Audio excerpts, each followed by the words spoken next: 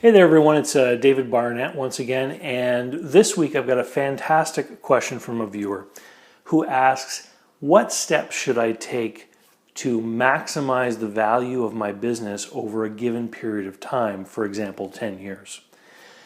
This is fantastic because so often when I had my business brokerage office, I would have people come in wanting to sell their business, basically motivated at the last minute by personal events in their life. And they had to come in and try to figure out how they were going to sell their business.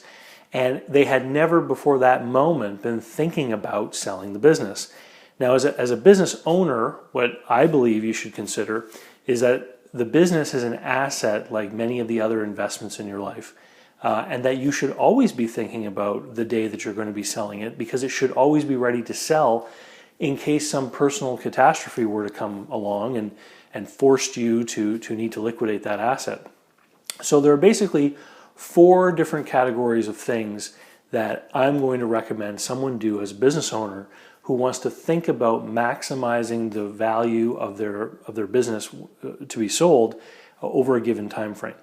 The number one thing is profits. Businesses are sold on multiples of profit. So you should always be doing things to maximize your profit.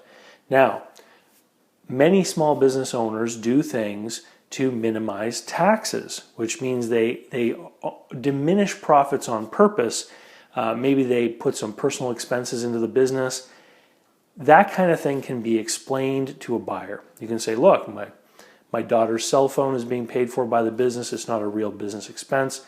We do that through a process we call recasting. But what is more difficult is when you have opportunities to close sales and you don't do it because you're feeling lazy one day. Many people who get older in years, up in their 50s and 60s, they don't have bank loans anymore. They don't feel the pressure of having to work as hard as they can all the time. And so they ease back, they throttle back on their efforts, and that in turn causes sales to go down, it causes profits to go down. And if we see a trend year after year of sales and profits going down, then what a buyer is going to do is assume that that trend is going to continue and make you an offer based on declining sales and declining profits. So we want to maximize profit at all times and work our business just like we have a slave driving boss pushing us every day to make that sale, to deliver that product, to make the customer happy. I just mentioned trends. Trends are the number 2 thing that I wanted to talk about today. Because if you have a business which year after year has consistent increases in sales and profit, that is also going to be one thing that's going to help maximize the value of your business upon sale. Because then it becomes easy to convince buyers that they should weight their decision about valuation either entirely on the last year, because it goes up every year, or even to consider the increase that you're working on in your year-to-date financials. It shows that there's a trend of growth, and that if they buy the business, they're going to have increased profits into the future. So the trend is certainly your friend if you can make it go up every year. If your sales and profits oscillate up and down year after year, then buyers are going to want to use an average value over a period of time. Or if the last 2 years were declining, they're going to want to put all of their weight on the lowest year, that final year, which is not going to bode well for you trying to sell. The third category of things that you need to watch out for is the type of business. Now, the person who asked this question likely is already in business, but if you are planning to buy a business and you want to maximize its value over the course of time in preparation for a sale, you may also want to consider the type of business that you're buying. So businesses that are in industries with a lot of competition, low barriers to entry, tend to sell for lower multiples of earnings. Think restaurants or bars, okay? High-risk businesses sell for low multiples. But if you can get into a business that is less risky, where there's less competition, or there's significant barriers to entry like patents or protections like trade secrets or copyrights, for instance, think about a manufacturing company, for example, then you're going to get a higher multiple. If you can be in a business where you have recurring contracted revenues, your multiple can get even higher. think about businesses like insurance brokerages.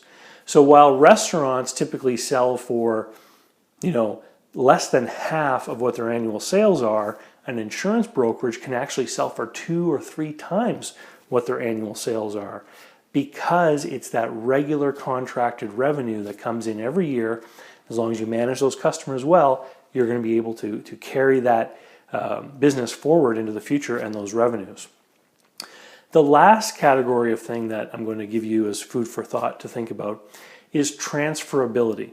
How easy is it going to be for a buyer to take over and run your business?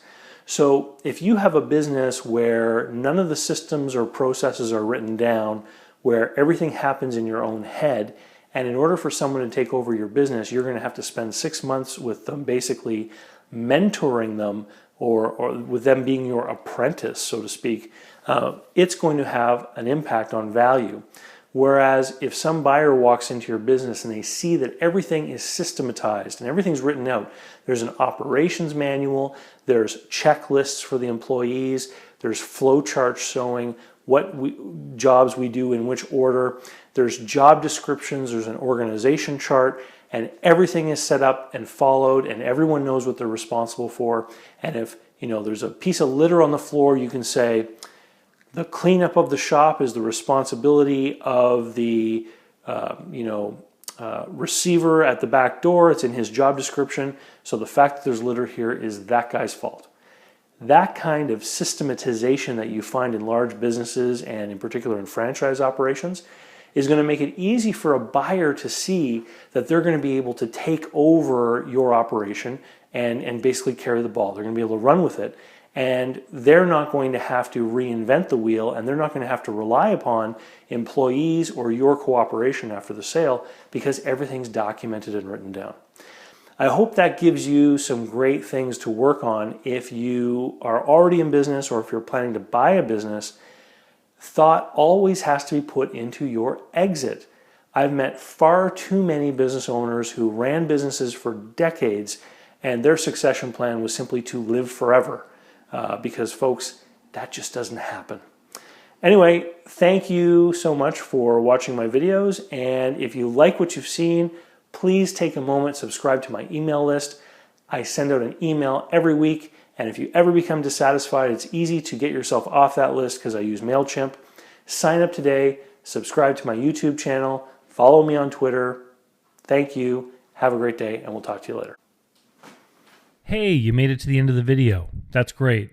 Don't forget, visit www.investlocalbook.com. Sign up for my email list. It's right down here under the welcome video. Thanks, and we'll see you next time.